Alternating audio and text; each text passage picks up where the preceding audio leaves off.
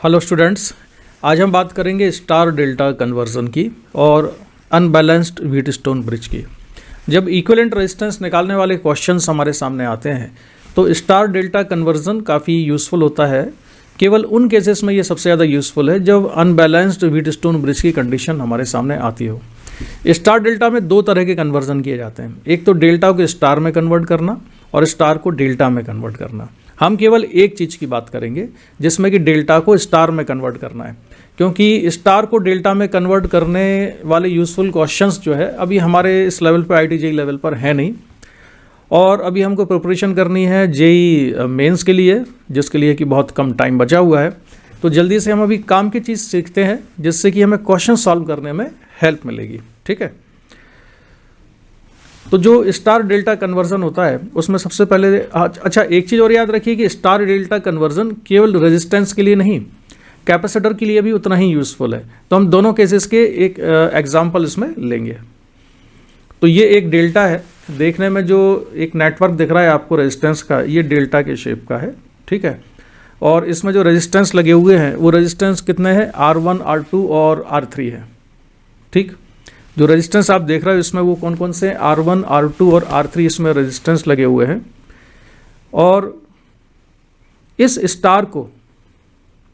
Delta को अगर हम स्टार में कन्वर्ट करें तो हमको कैसा स्टार बनाना होगा, इसमें वो बनाना ऐसा होगा कि जैसे आप यहाँ पर देख रहे हैं, जो ये R1 R2 और R3 है, इन तीनों रेजिस्टेंस को हम हटा देंगे। ये तीनों रेजिस्टेंस हटाने के बाद ये वाला जो पॉइंट था, ये वाला या वर्टेक्स कह सकते हो, इस वर्टेक्स पर कौन कौन कनेक्टेड है, R1 और R2।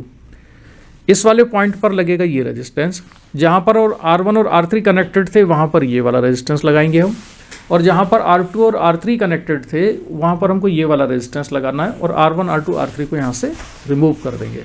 तो हम कहेंगे कि हमने डेल्टा को कन्वर्ट कर लिया है किसमें, स्टार में। तो इसका जो इक्विवेलेंट डायग्राम होगा वो मैं अब बना रहा हूँ। डेल्टा हटा के अगर हम केवल स्टार बनाएंगे तो स्टार किस तरह का नज़र आएगा वो हम देखते हैं। ठीक है, तो जो स्क्रीन पर आप देख रहे हो, मैं ज़रा यहाँ से हट जाता हूँ जिससे कि आपको डायग्राम क्लियरली नज़र आए। ठीक है, इस तरह का ये सर्किट होगा। अब यहाँ पर रेजिस्टेंस की वैल्यू कितनी लिखनी है, ये जो रेजिस्टेंस होगा ये मैं समझाता हूँ आपको। ये वाला जो रेजिस्टेंस है, इस रेजिस्टेंस की वैल्यू कितनी है, देखो जिन दो रेजिस्टेंस को हम यहाँ से हटाएंगे उसमें एक R1 है और एक रेजिस्टेंस कितना है, R2 है। तो R1 और R2 का जो पॉइंट जहाँ पर ये कनेक्टेड है, उस पॉइंट पर जो रेजिस्टेंस लगेगा उस रेजिस्टेंस की वैल्यू में न्यूमरेटर में लिखना है आपको इन दोनों का प्रोडक्ट R1 R2, और डिनोमिनेटर में लिखना है ये तीनों डेल्टा के रेजिस्टेंस का सम, यानी R1 R2 upon R1 plus R2 plus R3। बहुत ही सिंपल सा है। इसी तरह से यहाँ पर जैसे ये वाला रेजिस्टेंस है, तो ये रेजिस्टेंस, उन दो रेजिस्टेंस को हटाएंगे हम जो कि यहाँ पर कनेक्टेड थे, यानी R1 और R3 को हटाना है। तो यहाँ पर इस रेजिस्टेंस की वैल्यू होगी, न्यूमरेटर में आएगा R1 और R3 का प्रोडक्ट डिवाइडेड बाय तीनों रेजिस्टेंस का सम। ठीक है, तो कितना आएगा, मैं ज़रा स्क्रीन पर ले आता हूँ उसको। इतना आएगा R1 R3 upon R1 plus R2 plus R3। Similarly जहाँ पर R2 और R3 कनेक्टेड है वहाँ पर ये वाला रेजिस्टेंस लगेगा। तो जिन दो रेजिस्टेंस को हम हटा रहे हैं उन दोनों का product divided by total resistance का सम, जैसा कि हमने पहले किया था। तो ये R2 R3 upon R1 plus R2 plus R3 इतना आ गया। ठीक है, तो हम बढ़ते हैं आगे। इसी तरह से एक चीज़ और याद रखना कि जो रेजिस्टेंस में हमने किया वही हम कैपेसिटर के साथ भी कर सकते हैं। कैपेसिटर के केस में किस तरह सॉल्व करेंगे उसका एक एग्जांपल ले लेते हैं। मान लेते हैं कि ये डेल्टा सर्किट है कैपेसिटर वाला। यहाँ पर भी हमें क्या काम करना है, इन तीनों कैपेसिटर को हटा के बीच में एक स्टार सर्किट बनाना है। तो तीन वर्टेक्स कौन कौन से X Y और Z हैं इसमें कैपेसिटर के, और जो हमको बनाना है यहाँ पर स्टार, वो इसके बीच में पहले मैं यहीं बनाता हूँ। ठीक है, तो यहाँ पर जो मैं बना रहा हूँ वो ये है। तो देखो ये दोनों कैपेसिटर C1 और C2 हम यहाँ से हटाएंगे, उसकी जगह ये लगेगा जैसे हमने रेजिस्टेंस में किया था। सिमिलरली ये C3 और C1 हटेंगे तो ये वाला लगेगा, और जब C3 और C2 हटाएंगे तो ये कैपेसिटर लगेगा। बस फ़र्क ये है कि जहाँ पर भी रेजिस्टेंस में पिछले क्वेश्चन में जहाँ पर भी रेजिस्टेंस था उसकी जगह यहाँ पर जब कैपेसिटर लिखेंगे तो 1/C लिखना है। फॉर्मूला लगभग वैसे ही आएगा। ठीक है, मतलब जब मैं C1 और C2 हटा के ये लगाऊंगा तो जो इक्विवेलेंट कैपेसिटेंस आएगा उसके न्यूमरेटर में होगा 1/C1 और 1/C2 का प्रोडक्ट डिवाइडेड बाय तीनों कैपेसिटर्स के रेसिप्रोकल का सम, यानी 1/C1 plus 1/C2 plus 1/C3। अभी यहाँ पर आप देखेंगे तो आपको ठीक से समझ में आएगा। मैं हट जाता हूँ यहाँ से। ये इसके इक्वलेंट जो आप डायग्राम देख रहे हैं, उस डायग्राम में केवल स्टार मैंने अलग से बना दिया है, ठीक है। इसमें जो x पॉइंट पर कैपेसिटर है उसके कैपेसिटेंस की वैल्यू आएगी 1/C1 into 1/C2 divided by 1/C1 plus 1/C2 plus 1/C3।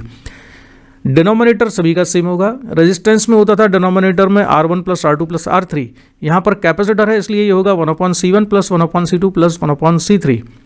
और न्यूमरेटर में रेजिस्टेंस में होता था दोनों रेजिस्टेंस का प्रोडक्ट, यहाँ पर होगा दोनों कैपेसिटर्स के रेसिप्रोकल का प्रोडक्ट, ठीक है।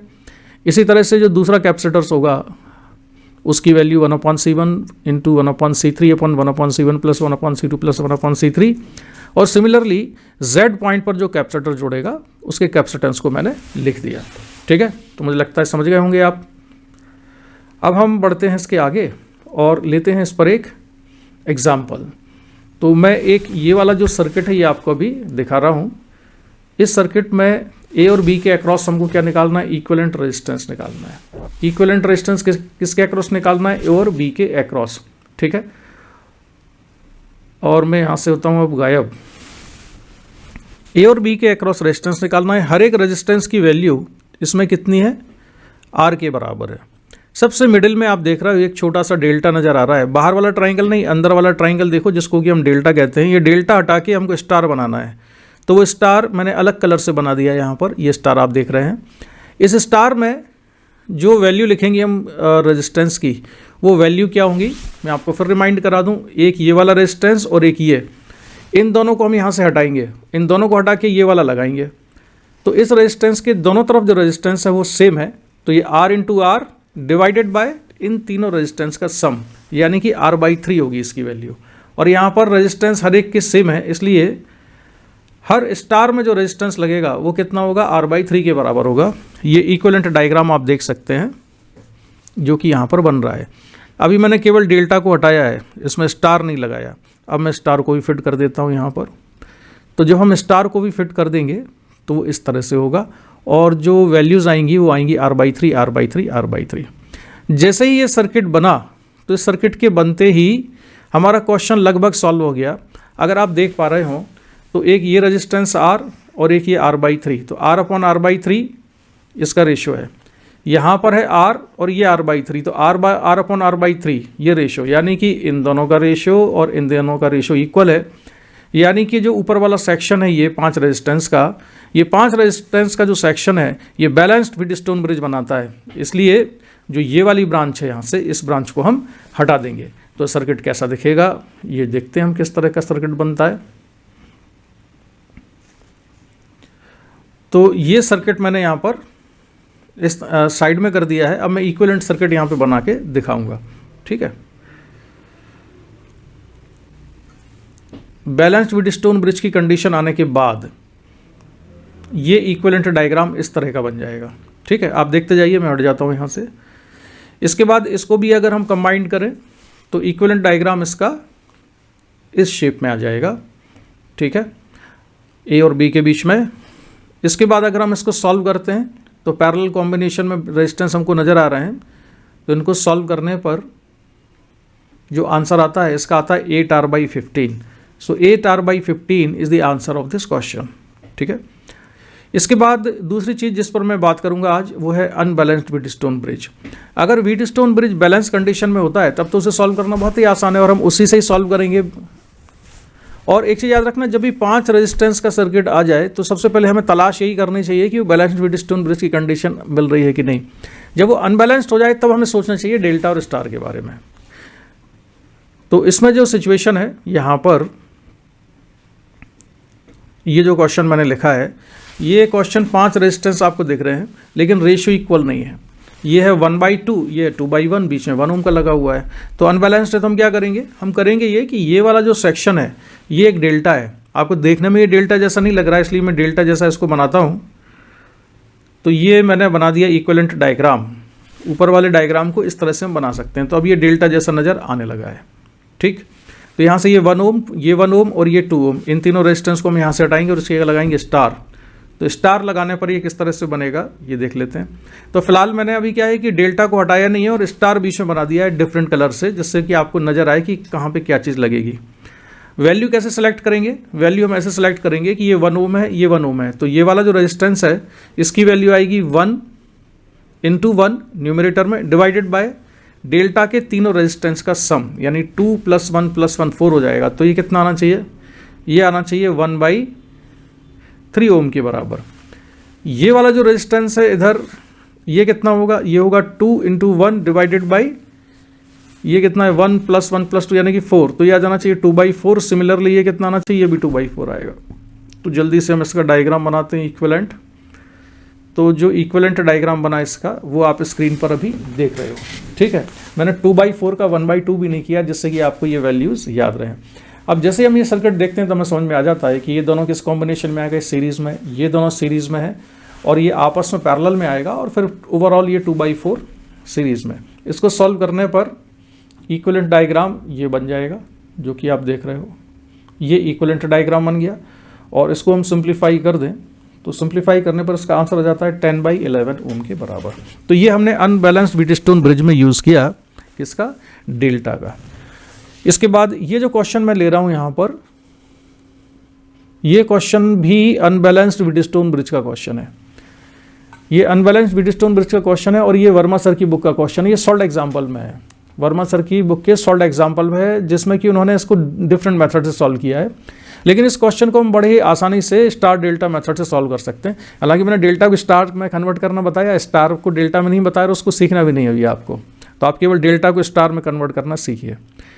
तो इसका जो इक्विवेलेंट डायग्राम है पहले मैं वो बना देता हूँ, ठीक है। ये जो डायग्राम है ये देखने में इस तरह से लगेगा। इसमें कौन सा वाला डेल्टा नज़र आ रहा है आपको? एक ये 10, 5 और 5 वाला, ये वाला डेल्टा मैं यहाँ से हटाऊँगा। तो जब ये वाला डेल्टा हम यहाँ से हटाएंगे तो जो स्टार बनेगा वो मैंने यहाँ पर लिख दिया है, ठीक है, डिफरेंट इंक से। अब जो ये वाला रेजिस्टेंस, इसकी वैल्यू कितनी आएगी? ये आएगी 10 × 5 डिवाइडेड बाय डेल्टा के तीनों रेजिस्टेंस का सम। तो 10 + 5 + 5 यानी कि कितना हो जाएगा? 20। तो 10 × 5 यानी 50/20। इसकी वैल्यू कितनी होगी? 25/20। और इसकी वैल्यू कितनी आएगी? इसकी वैल्यू भी 50/20 के बराबर आएगी। तो जल्दी से हम इसको लिख लेते हैं यहाँ पर इक्विवेलेंट्स। तो ये मैंने इक्विवेलेंट सर्किट इसका बना दिया, ठीक है। और अब हमको देखने में ये बहुत आसान है। ये 5/2, 50/20 5/2 हो जाएगा। तो ये 5/2 5 ओम सीरीज़ में, ये 5/4 और 10 ओम सीरीज़ में, और उसके साथ में ये वाला इस पूरे के साथ में ये 5/2 सीरीज़ में आएगा। और अब तो आप इतने होशियार हैं ही कि इसको सॉल्व कर सकते हैं। तो ये सॉल्व करने के बाद मैं यहाँ से हट जाता हूँ ज़रा, इतना आएगा और इसको सिंप्लीफाई कर लीजिए तो इसका आंसर आ जाता है 7 ओम के बराबर, ठीक है। अब हम बढ़ते हैं आगे। अब मैं दूसरी चीज़ डिस्कस करूंगा इसमें। एक और चीज़ होती है extended Wheatstone bridge. Extended Wheatstone bridge की सिचुएशन क्या होगी, उसमें कैसे क्वेश्चन होते हैं। एक्सटेंडेड व्हीटस्टोन ब्रिज होता है, देखो एक नॉर्मल व्हीटस्टोन ब्रिज तो इस तरह का होता है जैसा कि आप यहाँ पर देख रहे हो, जिसमें कि 5 रेजिस्टेंस लगे होते हैं। लेकिन अगर हमने इसमें एक ब्रांच और बढ़ा दिया यहाँ पर, ठीक है, एक लूप और बढ़ा दिया, एक लूप और बढ़ा देंगे तो कैसा दिखेगा वो बनाते हैं। अच्छा, ये जो नॉर्मल व्हीटस्टोन ब्रिज होता है, इसके बैलेंस होने की कंडीशन क्या होती है? कंडीशन ये होती है कि R5 से कोई भी करंट पास नहीं होगा अगर R1/R2 = R3/R4 है। अगर ये कंडीशन सेटिस्फाई होती है तो R5 से कोई भी करंट पास नहीं होगा। अगर हमारे पास व्हीटस्टोन ब्रिज एक्सटेंडेड है, यानी कि इस तरह की सिचुएशन है जो कि आप देख रहे हो, यहाँ पर एक लूप और एक्सटेंड कर दिया है। इसको भी मैं प्रूव नहीं करूँगा, हालांकि इसका प्रूफ तो बहुत ही आसान है, लेकिन मैं प्रूव नहीं करने वाला हूँ। इसमें बस आप ये याद रखो कि R5 और जो R7 है, इसमें से भी करंट पास नहीं होगा अगर रेशो क्या हो जाए, रेशो हो जाए R1/R2 = R3/R4 = R5/R6, यानी कि ये वाली कंडीशन अगर सेटिस्फाई हो जाएगी तो R5 और R7 में से कोई करंट पास नहीं होगा। और R5 और R7 में से कोई करंट पास नहीं हो रहा है तो उसको सर्किट से हम हटा देंगे। जैसे ही हटाएंगे तो R1 R3 R5 ये किस में जाएंगे? सीरीज कॉम्बिनेशन में। R2 R4 R6 भी सीरीज में आएंगे और फिर बाकी सब कुछ तो आप कर ही डालेंगे, ठीक है। इसका मैं एक एग्जाम्पल ले लेता हूँ। ये जो मैं एग्जाम्पल ले रहा हूँ यहाँ पर, ये एग्जाम्पल मैंने लिया है वर्मा सर की बुक से ही। क्वेश्चन नंबर 42 है। इसमें आप देखिए ऊपर 10 ओम की 3 रेजिस्टेंस है, नीचे भी 10 ओम की 3 रेजिस्टेंस लगे हुए हैं, बीच में 5 ओम के 2 रेजिस्टेंस है। अभी जो मैंने एग्जांपल लिया था एक्सटेंडेड व्हीटस्टोन ब्रिज का, एग्जैक्टली वही सिचुएशन है। क्यों है वही सिचुएशन? क्योंकि ये बैलेंस कंडीशन में है। ये बैलेंस कंडीशन में इसलिए है क्योंकि ये जो 10 ओम अपॉन 10 ओम, ये 10/10, ये 10/10, इन सभी का रेशियो इक्वल है। तो जो 5 ओम और ये 5 ओम है, इनमें कोई भी करंट पास नहीं होगा। कोई भी करंट पास नहीं होगा तो ऊपर वाले 3 10 ओम किस में जाएंगे? सीरीज में, तो 30 ओम हो गया। नीचे वाले 3 सीरीज में आ गए तो वो 30 ओम हो गया, और ये दोनों 30 पैरेलल कॉम्बिनेशन में हो जाएंगे। तो इक्विवेलेंट रेजिस्टेंस कितना हो जाएगा? 15 ओम के बराबर। तो जो मैंने बोला उसको जरा एक बार मैं लिख देता हूँ। तो R इक्विवेलेंट 15 ओम हो गया। अब हम करंट निकाल सकते हैं। बैटरी लगी हुई है कितनी? 6 वोल्ट की, तो 6/15 2/5 0.4 ampere. This is the answer. इसमें करंट पूछा हुआ था। आगे बढ़ते हैं। एक्सटेंडेड व्हीटस्टोन ब्रिज, एक और फॉर्मेट ये है। इस तरह का जो डायग्राम है इसको भी आप याद रखना। ये भी एक्सटेंडेड व्हीटस्टोन ब्रिज की एक फॉर्मेट होती है। इसमें कहाँ पर लगाया हमने? जैसे कि 5 रेजिस्टेंस का जो कॉम्बिनेशन होता है, ये ऊपर वाला सेक्शन है, इसमें एक नीचे वाला सेक्शन और जोड़ दिया है। क्या चीज़ ऐड कर दी है? ये 3 रेजिस्टेंस और एक्स्ट्रा जोड़ दिया है। ये भी एक्सटेंडेड व्हीटस्टोन ब्रिज कहलाता है। इसमें बैलेंस की कंडीशन ये है, बैलेंस की कंडीशन मतलब R5 और R9, इन दोनों रेजिस्टेंस में से कोई भी करंट पास नहीं होगा अगर रेजिस्टेंस का रेशियो कौन सा मिल जाए? अगर रेजिस्टेंस का रेशियो मिल जाए ये R1/R2 equal to R3/R4 equal to R7/R8 के बराबर। ठीक है, तो ये वाला रेशियो याद रखना, ये एक्सटेंडेड व्हीटस्टोन ब्रिज के लिए। और एक एग्जांपल हम इसका ले लेते हैं, और ये एग्जांपल भी वर्मा सर की बुक का है, और मैंने जानबूझ के ये एग्जांपल कैपेसिटर से सिलेक्ट किया है, जिससे कि मैं आपको ये बता सकूं कि ये जो भी चीज़ें कॉम्बिनेशन के लिए star, delta, series, parallel, Wheatstone bridge पढ़ रहे हैं, ये सारी चीज़ें कैपेसिटर के लिए भी एप्लीकेबल होती है। ठीक है, तो इसमें क्या होगा भाई? इसमें होगा ये कि ये वाला जो 6 माइक्रोफैराड है, ये 6 माइक्रोफैराड है, ये 6 माइक्रोफैराड है, इसमें कोई भी चार्ज नहीं होगा अगर रेशियो कितना आ जाए, जो कि हमने अभी पढ़ा था, ये 2/4, 4/8, 4/8 और 2/4, सभी का रेशियो कैसा आ रहा है? इक्वल आ रहा है। ठीक है, इसलिए ये एक्सटेंडेड व्हीटस्टोन ब्रिज की कंडीशन को सेटिस्फाई करता है, और हम यहाँ पर इक्विवेलेंट कैपेसिटेंस का निकाल सकते हैं। मैं डायग्राम बना के दिखा देता हूँ। इसमें बीच वाले जो 6 माइक्रोफैराड के जो रेजिस्टेंसेज हैं वो मैंने यहाँ से हटा दिए हैं। इनको हटाने के बाद डायग्राम इस तरह से दिखेगा, और उनको हटाते ही हमको पता चल गया कि ये 2 माइक्रोफैराड 4 माइक्रोफैराड सीरीज़ में है, ये दोनों सीरीज़ में है, ये दोनों सीरीज़ में, ये दोनों सीरीज़ में है। तो इनको कंबाइन करके जैसे ही हम डायग्राम बनाएंगे तो डायग्राम हमको इस तरह का दिखेगा। अब ये चारों कैपेसिटर्स किस कॉम्बिनेशन में आ गए हैं? पैरेलल में। तो अगर पैरेलल कॉम्बिनेशन में आ गए तो इनको हम किस तरह से लिख सकते हैं? ये आपके पास सामने आ रहा है, इस तरह से इनको लिखा जा सकता है। और फाइनली जो इसका आंसर है वो हो जाता है 8 माइक्रोफैराड इक्विवेलेंट कैपेसिटेंस। ठीक है, तो ये जो छोटी सी चीज़ थी जिसमें हमने बहुत कम समय में काफ़ी ही इंपॉर्टेंट, यानी कह सकते हो आप सारगर्भित जानकारी ले ली है। डेरिवेशन हमको करना नहीं है, जेईई मेंस के लिए भी याद रखना, हमारे पास टाइम बहुत ज़्यादा नहीं है। तो स्टार डेल्टा कन्वर्जन कब यूज़ करना है? जब व्हीटस्टोन ब्रिज अनबैलेंस्ड हो।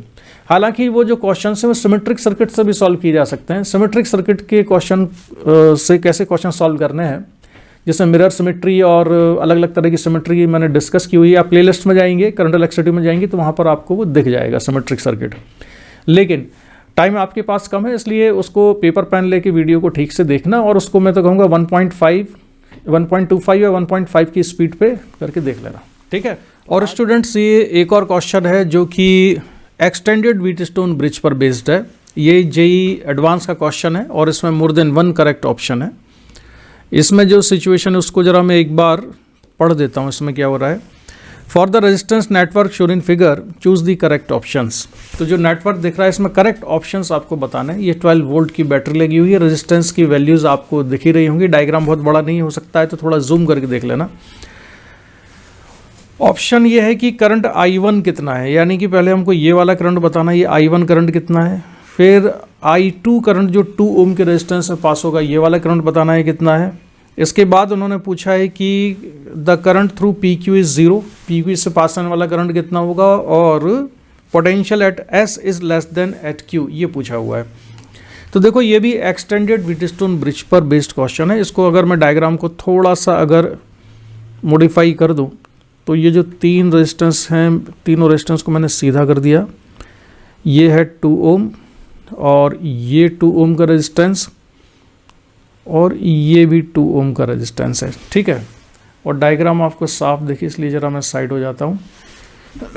इसके बाद मैं बना देता हूँ नीचे वाले तीनों रेजिस्टेंस, तो वो है 4 ओम और एक ये 4 ओम का रेजिस्टेंस है, ये एक और 4 ओम का रेजिस्टेंस मैंने बनाया, 4 ओम 4 ओम और ये 4 ओम, और फिर एक रेजिस्टेंस लगा हुआ है पी क्यू के बीच में, तो ये पॉइंट पी ये क्यू कितना है, ये 1 ओम के बराबर है। इसके बाद एक पॉइंट कौन सा है, एस और टी, तो ये कितना है, ये रेजिस्टेंस भी 1 ओम के बराबर है। बैटरी इस तरह से लगी हुई है, ठीक है, ये बैटरी कनेक्टेड है और बैटरी का जो ईएमएफ है वो 12 वोल्ट है।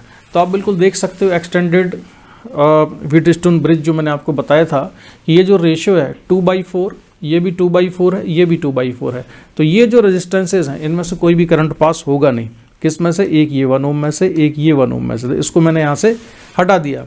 इसको हटाते ही हमको पता चल गया कि इस सर्किट का रेजिस्टेंस कितना, ये तीनों सीरीज में है तो कितने हो जाएंगे, 6 ओम, ये कितने हैं, तीनों सीरीज में है तो ये हो जाएगा 12 ओम। तो आर इक्विवेलेंट कितना आ गया सर्किट का, इस सर्किट का जो इक्विवेलेंट रेजिस्टेंस आया आर इक्विवेलेंट वो हो जाएगा 6 × 12 अपॉन 6 + 12 18, तो ये कितना आ गया 4 ओम के बराबर। तो इक्विवेलेंट रेजिस्टेंस आता है 4 ओम, तो सर्किट में करंट कितना होगा, I1 उसमें कहा गया है, तो I1 इक्वल टू आ जाएगा 12/4 यानी कि 3 एम्पियर के बराबर। तो इसमें कौन सा बी ऑप्शन तो सही आ गया, I1 कितना है 3 एम्पियर के बराबर है, तो एक तो ये सही है। इसके बाद आप बाकी भी निकाल सकते हो, I2 यानी कि जो 2 ओम है उसमें कितना करंट होगा, तो भाई नीचे टोटल रेजिस्टेंस कितना है 12 है, ऊपर कितना है टोटल रेजिस्टेंस 6 है, तो इसमें करंट कितना हो जाएगा, डबल होना चाहिए और इसमें करंट होना चाहिए ऊपर वाले करंट का हाफ। तो जो 3 ओम है वो इस तरह से डिवाइड होगा कि ऊपर कितना करंट जा रहा होगा 2 एम्पियर के बराबर और नीचे कितना करंट जा रहा होगा 1 एम्पियर के बराबर, ठीक है। तो ये ऑप्शन डी भी सही आ गया। इसके अलावा the current through P Q is 0, तो ये तो अपने आप एक्सटेंडेड व्हीटस्टोन ब्रिज देखते ही हमें समझ में आ गया था, तो पी क्यू से करंट 0 है। And potential at S is less than at Q, तो क्यू कौन सा पॉइंट था, ये वाला पॉइंट था यहाँ पर क्यू, और इसको बनाया मैंने एस, ठीक है। तो ये ऑप्शन भी बिल्कुल सही होगा क्योंकि यहाँ पर पोटेंशियल में जो ड्रॉप होगा वो होगा 2 और 2 कितना हो जाएगा 4, तो रेजिस्टेंस है 4 ओम और करंट कितना है यहाँ पर, वो है 2 एम्पियर, तो 2 × 4 यानी कि 8 वोल्ट का पोटेंशियल ड्रॉप होगा एस तक जाने में, ठीक है। पोटेंशियल का ड्रॉप 8 वोल्ट हो जाएगा और इसमें कितना होगा 4 × 1 के बराबर होगा, क्योंकि यहाँ पर करंट कितना आ रहा है 1 एम्पियर आ रहा है और रेजिस्टेंस कितना है 4। तो इस पॉइंट से जो हम स्टार्ट होंगे तो ऊपर जाते हैं, तो इस पॉइंट का तो पोटेंशियल सेम है दोनों के लिए, चाहे हम ऊपर जाएं चाहे नीचे जाएं, लेकिन जैसे यहाँ जाएंगे तो पोटेंशियल में ड्रॉप कितना आएगा 4 × 2 यानी कि 8 वोल्ट के बराबर, इसमें ड्रॉप कितना आएगा 4 × 1 यानी 4 वोल्ट के बराबर। तो लेस पोटेंशियल किसका है, एस का, एस कंपेयर टू क्यू, ठीक है। तो ये ऑप्शन भी सही है, तो option C is also correct. तो चलो एक्सटेंडेड व्हीटस्टोन ब्रिज पर बेस्ड ये क्वेश्चन है, ये वाला क्वेश्चन हमने सॉल्व कर लिया, आसान सा क्वेश्चन है, हालांकि ये एडवांस लेवल का क्वेश्चन है, ठीक है। तो स्टूडेंट्स आज का डिस्कशन हम यहीं पर कंप्लीट करते हैं। आज हमने बात की स्टार डेल्टा सर्किट की और एक्सटेंडेड व्हीटस्टोन ब्रिज की। स्टार डेल्टा आपको कब यूज़ करना ये ध्यान रखना, जबकि 5 रेजिस्टेंस के सर्किट में व्हीटस्टोन ब्रिज आप ना लगा पाएँ, वो अनबैलेंस कंडीशन में हो तब। तो आज हम इसका डिस्कशन यहीं कंप्लीट करके मिलेंगे किसी और अच्छी इन्फॉर्मेशन और जानकारी के साथ में। जेईई मेंस अभी बिल्कुल आने ही वाला है, इसलिए जोश के साथ तैयारी करते रहिए। एनटीए ने सडनली डेट अनाउंस कर दी है तो उसका तो हम आप कुछ नहीं कर सकते हैं, ठीक है। आपके हाथ में केवल मेहनत करना है, आप केवल मेहनत करिए, जोश के साथ तैयारी कीजिए। जितना सपोर्ट मेरे से होगा मैं आपको करता रहूँगा। Bye bye.